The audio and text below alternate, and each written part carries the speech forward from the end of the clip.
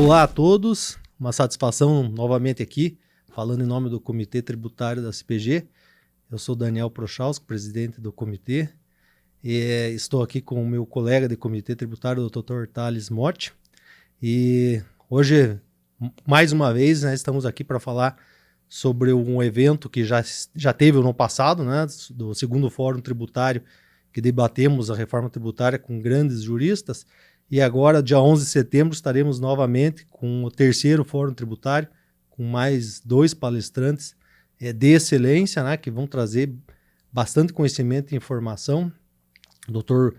José Gilberto Meira, de Curitiba, é um grande especialista em ICMS e que também tem se destacado por ser um grande conhecedor dessa transição da reforma tributária com o IBS e CBS, enfim. Também o Dr. Adriano Subirá, que está tendo uma participação efetiva nesses estudos, né, sobre a reforma tributária. Então é um momento que a gente está aqui para divulgar o evento e principalmente mostrar a importância dos empresários, contadores, advogados, aqueles que têm contato direto com os tributos e com a mudança que vai advir da reforma tributária, sobre a importância de se inscrever e participar, prestigiar esse evento, que é um evento ímpar aí no calendário nosso desse ano. Thales, fica à disposição para... É uma honra para nós, como organizadores, como membros aqui do Comitê Tributário da Associação Comercial de Ponta Grossa, estar divulgando esse evento, que, como o Daniel bem comentou, vem 2 grandíssimos especialistas da área, né? O professor José Gilberto, uma experiência muito grande aí nos impostos sobre consumo, principalmente o ICMS.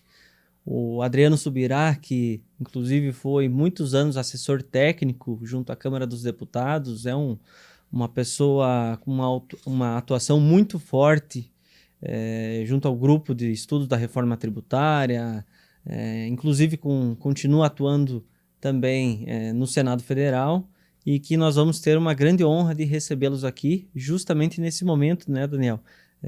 Importantíssimo, ano que vem nós temos o início dessa migração, dessa transição da reforma tributária, ainda que seja um período de teste, seja um ano de calibragem ali, mas que as empresas elas já devem estar se adaptando, né, a essas mudanças.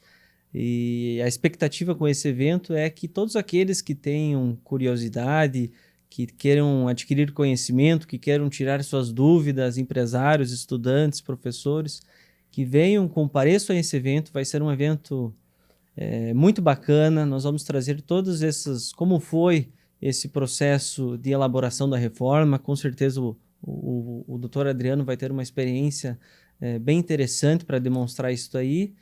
E nós esperamos contar com a presença de todos, né, e instigar esse movimento de conhecer mais sobre a reforma tributária, né, Daniel? Que Exatamente. Com certeza vai mudar o nosso cenário tributário basicamente do avesso. Exatamente. O Thales comenta algo importante, né, que o tempo passa rápido, né? Então a reforma tributária em nível constitucional foi aprovada com a emenda constitucional 132 de 2023. Né? Logo no ano seguinte veio a Lei Complementar 214 de 2024. E a quantidade de informações a serem estudadas, debatidas, discutidas, o preparo para essa aplicação, né, da observância pelas empresas é muito grande, e o tempo está passando rápido. Nós já estamos no final praticamente de 2025. Como o Thales bem destacou, em 2026 já começa o período de transição, que vai até 2033. Então, o ano que vem, embora tenha uma alíquota teste, né, Thales? Mas já existem obrigações acessórias que deverão ser cumpridas, principalmente em relação à forma de emissão de nota fiscal, né, é um caso clássico, e que é o tipo de informação, a nota fiscal eletrônica com novos códigos, especificamente em relação ao IBS e a CBS, os tributos que substituem ISS e ICMS em nível estadual e municipal, e a CBS substituindo o PIS e COFINS. Essas informações novas em nota fiscal são um dos assuntos que tanto o José Gilberto como o Adriano Subirá têm grande experiência. Então, assim, até um dos objetivos, né, desse ano foi em relação ao ano passado. Ano passado nós trouxemos a doutora Bettina Traeger Gruppemacher, o doutor José Roberto Vieira, o doutor Fábio Grillo, juristas de renome nacional, até internacional, né, que falaram sobre a reforma tributária, e eles tinham um conteúdo teórico de conhecimento do direito tributário muito grande. E esse ano, além do Dr. Gilberto e do Dr. Adriano terem esse conhecimento também teórico, né, o Gilberto é autor de livros sobre ICMS, o Adriano uma vasta experiência também, mas eles têm um conhecimento também prático e das questões práticas, não só jurídicas, mas contábeis. Então, eu vejo assim, esse ano é uma grande oportunidade de quem precisa começar a conhecer e entender o que deve estudar, o que deve conhecer, para que não entre no ano de 2026, por exemplo, já sujeito a multas, né? Então, por exemplo, só para dar um exemplo bem básico, né? Essa alíquota teste de 1%, ela vai depender ou suportar o ônus dela se a empresa vai cumprir ou não as respectivas obrigações acessórias. Se não cumprir, vai suportar esse custo. Você vai poder compensar, enfim, mas cumprindo obrigações acessórias da forma correta, o que vai ser debatido nessas palestras, ela deixa de ter esse ônus, vai ser só um mero destaque nota fiscal. E aí eu passo de novo para você lembrar a gente, quem está ouvindo a gente, Thales, que esse é um dos assuntos, né, obrigações acessórias. A reforma tributária tem vários itens, uma quantidade enorme de itens a serem estudados e debatidos. Mas tem aqueles pontos principais, que são os mais polêmicos, né? Então existe a não cumulatividade plena, né, a neutralidade, o split payment, enfim, a questão da cobrança no destino. Dê uma pincelada para nós o que você entenda da importância das pessoas estudarem e discutirem esses pontos principais da reforma. Bacana, Daniel. É muito importante a questão principalmente da não cumulatividade. Por quê? Hoje nós vamos passar, com a reforma tributária, nós vamos passar a ter isso para operações que anteriormente não eram tributadas, né, Daniel? Então, o fato gerador do IBS e da CBS ele é muito mais amplo. Ele abrange operações com bem materiais e imateriais. É só lembrar da locação, né? Com direitos, né? Principalmente a locação. Então, operações que até então não eram tributadas ou eram tributadas somente pelo PIS e pela COFINS vão passar a ser tributadas pelo IBS e pela CBS como um todo, né? A exemplo da compra e venda de imóveis e da locação. Então, são operações em que quem trabalha com isso, principalmente administrador de bens imóveis, vão ter que se adaptar. Vão ter que passar a planejar suas aquisições, vão ter que passar a planejar suas locações, seja contratualmente, seja diretamente com um inquilino, enfim. São operações que vão ter que ser muito bem estudadas. Essa questão da não cumulatividade ela vai trazer inúmeras mudanças. Outro ponto interessantíssimo que o Daniel citou é o split payment, que é uma curiosidade de várias pessoas, né? Como que vai funcionar esse split payment, do que depende para a sua implementação, como que a instituição financeira ela deve atuar efetivamente. Então, uma boa parte ainda não foi regulamentada do split payment. Nós teremos duas modalidades, né? Uma parcial e uma integral. Então, essa medida ela visa justamente evitar a sonegação, né? Ou pelo menos reduzir, e acredito que reduza drasticamente, uma vez que o próprio banco já vai ser responsável por essas retenções. Nós teríamos também a responsabilidade tributária pelas plataformas digitais, né? Os e-commerce, eles vão ser,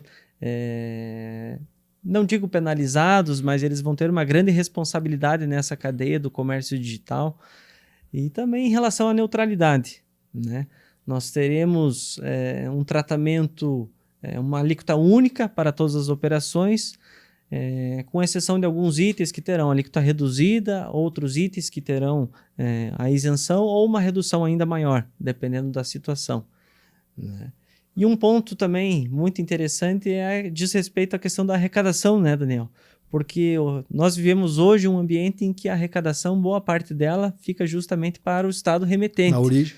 E com isso a reforma tributária ela vai trazer um cenário totalmente diferente. Então, se você puder nos explicar um pouquinho qual é a vantagem dessa nova forma de distribuição de arrecadação que nós vamos ter com a Lei Complementar 214. Perfeito. Então, como o Thales esclareceu, então nós passamos uma mudança, um paradigma muito grande, né? Então, a maior parte das operações hoje interestaduais, intermunicipais, a tributação é na origem. Então, o ICMS, por exemplo, fica uma parte na origem, uma parte só há pouco tempo atrás, que houve, inclusive, uma remessa de uma parte da arrecadação para o destino, mas a maior parte na origem. E com o IBS e a CBS, nós passamos a ter a tributação, né, através do princípio do destino. No âmbito internacional, isso é para evitar exportação de tributos, né, e tributar a importação. Mas no âmbito interno, a tributação do destino aqui no Brasil tem um efeito muito típico que vai exigir das empresas um replanejamento, um reestudo de suas operações, porque a empresa que vender um bem, uma mercadoria ou prestar um serviço para um destinatário em outro município, em outro estado, ela vai se sujeitar à alíquota desse município de destino, desse estado de destino, e lembrando, né, que cada estado, cada município, existe uma alíquota padrão do CBS, do IBS-CBS que vai ser definido, mas cada estado e cada município vai ter liberdade de definir a sua, né? Então vejo que é importantíssimo ter esse planejamento. Do split payment que você comentou, uma curiosidade que eu quero perguntar para os autores que virão aqui palestrar, aí não é bem uma dúvida, mas uma curiosidade de saber qual é o posicionamento. Eu tenho assim uma ideia, né, um posicionamento de que, embora o split payment seja muito tentador no aspecto da tecnologia, como você falou, vai evitar, reduzir drasticamente a sonegação, vai facilitar muito a questão da tomada do crédito, porque com o split payment o tributo já é retido naquele momento do pagamento, quem está adquirindo já tem garantido o seu crédito. Esse é um ponto importante também, né? As pessoas vão ter essa necessidade de a cada operação, a cada compra, elas terão a preocupação, né? O meu crédito está garantido, porque na hora dela vender, ela vai ter essa preocupação para compensar com seus débitos. E a lei fala algo muito importante que é diferente do sistema atual. O crédito só vai existir, o direito ao crédito, se o débito daquele que te forneceu for extinto, né? Se for, por exemplo, se for feito o pagamento, ou se for feita a compensação lá desse fornecedor, enfim. Então o split payment ele vem facilitar muito isso, porque eu estou comprando uma mercadoria, o preço que eu pagar, uma parte vai para o fornecedor, outra parte já vai para o fisco, né? Digamos assim. Só que ao mesmo tempo que é um avanço tecnológico muito grande, eu vejo como um potencial causador de violação de direitos, né? Porque imagina assim, se eu entendo que o contribuinte tem o direito de, por exemplo, tem outras despesas mais importantes numa situação de crise financeira, de decidir não pagar o tributo, desde que ele esteja sujeito, né? Eu me disponho, assumo de pagar isso com atraso, com multa e juros, mas agora eu não posso pagar o imposto. Isso acabou, né? Quer dizer, ele não vai, por exemplo, poder discutir previamente, em esfera administrativa ou judicial, aquela exigência é devida ou não vai poder fazer o depósito judicial daquilo, porque já vai estar recolhido. Enfim, mas é só para ilustrar para vocês que esses são alguns dos pontos, mas a quantidade de informações, de dúvidas, de questionamentos que estão surgindo e vão continuar surgindo é muito grande. Em relação ao caixa, né, também, Daniel, essa questão dos créditos com certeza vai impactar muito no caixa das empresas. Então, por isso, são dúvidas que não existe uma resposta em definitivo, a gente não sabe como isso vai ser implementado, como as empresas vão reagir, como vai ser na prática, como vai ser com as instituições bancárias, mas que é importantíssimo que todos nós, né, já nos planejemos desde cedo, desde antes do início de 2026, para que as empresas sofram, né, os contribuintes sofram o menos possível, em relação também aos seus fornecedores. Meu fornecedor é do Simples Nacional, não é? Como que eu vou trabalhar com ele? Será que eu vou ter que reajustar meu preço? Né? Será que eu vou ter que reajustar meu prazo? Então, tudo isso é importantíssimo. A revisão dos contratos, né? Exatamente, né? Não só os contratos imobiliários também, que com certeza vão passar por uma grande revisão. Vários contribuintes já foram correndo para o cartório lá para reconhecer firma dos contratos de locação para se beneficiar de uma redução que vai ter ali durante alguns anos, né, da CBS e do IBS. Então, a questão do planejamento é importantíssima e a gente espera, com esse evento, trazer mais conhecimento para todos os profissionais, para todos aqueles que têm interesse, para os empresários, para os contabilistas, né, para os administradores, todos aqueles envolvidos e que têm a curiosidade de entender minimamente como que isso vai funcionar a partir de 2026, quais são os cuidados que tem que ter desde já, como que nós podemos revisar as operações, né? A reestruturação ali de toda a parte fiscal, contábil, os reajustes de preço. Então esse evento ele visa mais do que nada trazer conhecimento e fomentar isso dentro da nossa cidade, dentro da nossa associação comercial, né, Daniel? Exatamente. E aí, para fazer um fecho assim, importante, além do conhecimento ser importante, como a gente está destacando, para evitar que, por exemplo, o empresário sofra multas ou pague mais tributo que o devido, enfim, ou que possa, né, ter um planejamento com redução tributária. Mas esse tipo de evento, esse tipo de conhecimento, ele também é importante porque oportuniza, por exemplo, advogados, contadores, se atualizarem e adquirirem um novo nicho de mercado com a reforma tributária e ganhar dinheiro com consultoria, com assessoria feita de forma legítima, competente, com segurança, com conhecimento.